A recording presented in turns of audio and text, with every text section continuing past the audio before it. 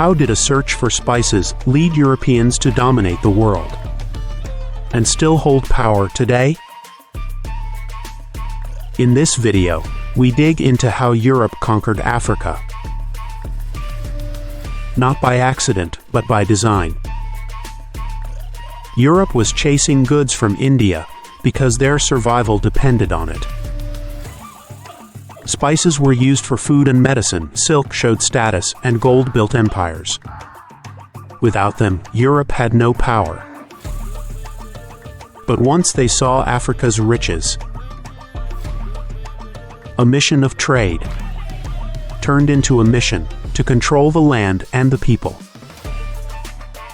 From sea routes to steamships, trade to treaties, and weapons to governments.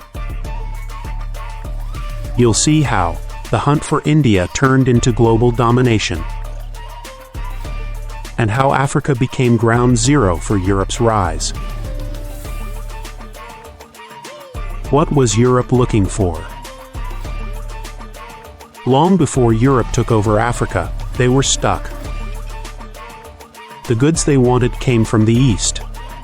They wanted to trade directly with India.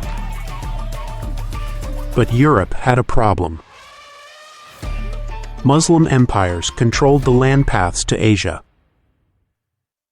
To get to India by land, traders had to pass through Turkey, Syria, Iraq, and Iran.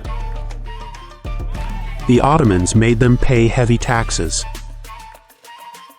and the Safavids controlled what came in and out.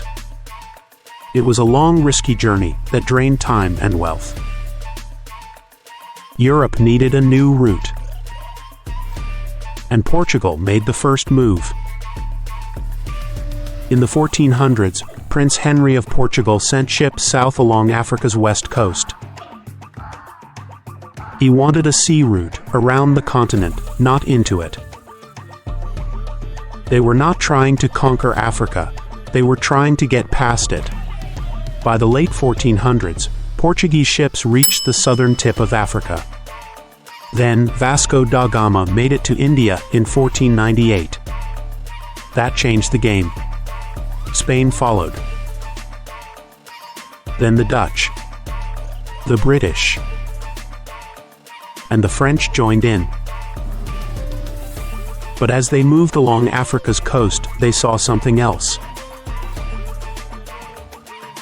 Africa was not poor. It was not primitive. The fake news they teach. It was rich, alive, and organized. That changed the game for Europe. That's a wrap, History Seekers. Catch the full story on YouTube.